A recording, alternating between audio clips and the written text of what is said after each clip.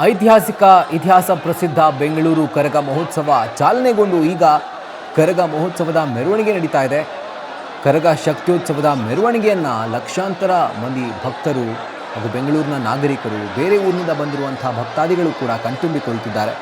ಇನ್ನು ಇದು 38 ಕಿಲೋಮೀಟರ್ ಉದ್ದದ ಬೃಹತ್ ಮೆರವಣಿಗೆ ಆಗಿದೆ. ಅಂದರೆ ದೇವಸ್ಥಾನದಿಂದ ಒಂದು ಸುತ್ತು ಪ್ರದಕ್ಷಿಣೆ ಹಾಕಿ ನಂತರ ಅನೇಕ ಏರಿಯಾಗಳಿಗೆ ಹೋಗಿ ವಾಪಸ್ ಬೆಳಗಿನ ಜಾವ ದೇವಸ್ಥಾನಕ್ಕೆ ಬರುವಂಥ ಒಟ್ಟು ಒಂದು ಸಂಖ್ಯೆ ಏನಿದೆ, ಒಂದು ಕಿಲೋಮೀಟರ್ ಏನಿದೆ ಅದು 38 ಕಿಲೋಮೀಟರ್. ಸೊ ಇದರ ಮಧ್ಯೆ ಅನೇಕ ವಿಶೇಷತೆಗಳನ್ನು ಕೂಡ ಬೆಂಗಳೂರಿನ ಕರಗ ಹೊಂದಿದೆ. ಅಂದರೆ ಆಗಲೇ ಹೇಳಿದ ಹಾಗೆ ಇದು ಒಂದು ಧಾರ್ಮಿಕ ಸಮ್ಮಿಲನ ಕೂಡ ಆಗಿದೆ. ಅಂದರೆ ಬೇರೆ ಧರ್ಮ ಹಾಗೂ ಹಿಂದೂ ಧರ್ಮ ಎರಡರ ಸಮ್ಮಿಲನ ಕೂಡ ಒಂದು ಕರಗ ಸಾರುತ್ತೆ. ಭಾವೈಕ್ಯತೆಯ ಸಂದೇಶವನ್ನು ಕೂಡ ಕರಗ ಸಾರುತ್ತೆ.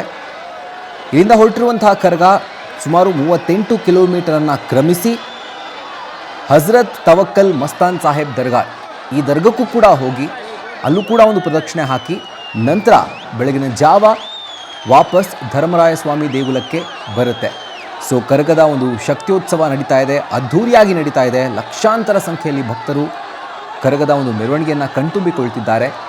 ಗೋವಿಂದ ಗೋವಿಂದ ಅನ್ನುವಂಥ ಒಂದು ನಾಮಸ್ಮರಣೆ ಮಾರ್ಧನಿಸಿದೆ ಸುತ್ತಲೂ ಕೂಡ.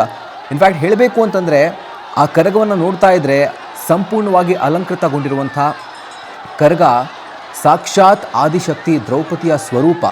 ಹಾಗಾಗಿ ದ್ರೌಪದಿ ದೇವಿಯ ಖುದ್ದು ನೋಡಿದಂಥ ಒಂದು ಸಂತೋಷವನ್ನು ಅಲ್ಲಿರುವಂಥ ಭಕ್ತರು ಹಾಗೂ ಅಲ್ಲಿರುವಂಥ ಜನರು ಎಲ್ಲರೂ ಕೂಡ ಆ ಒಂದು ಭಾಸ ಮಾಡ್ತಿದ್ದಾರೆ, ಅಂದರೆ ಭಾಸವಾಗ್ತಿದೆ ಅವರಿಗೆ. ಸೊ ಇಂಥ ಒಂದು ಅದ್ಭುತವಾದಂಥ ಕ್ಷಣಕ್ಕೆ ಇವತ್ತು ರಾಜಧಾನಿ ಬೆಂಗಳೂರು ಸಾಕ್ಷಿಯಾಗಿರೋದು.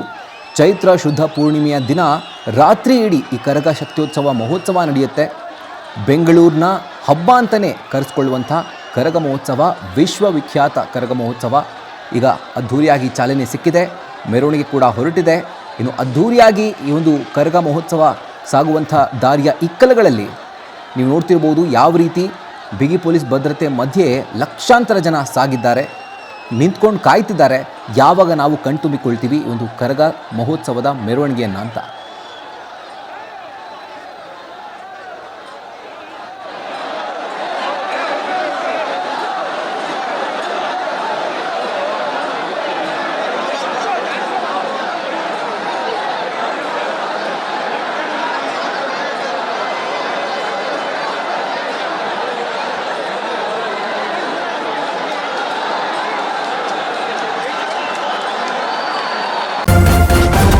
ನ್ಯೂಸ್ ಫಸ್ಟ್, ನಿರ್ಭೀತಿಯಿಂದ ನಿಮ್ಮ ಪರವಾಗಿ.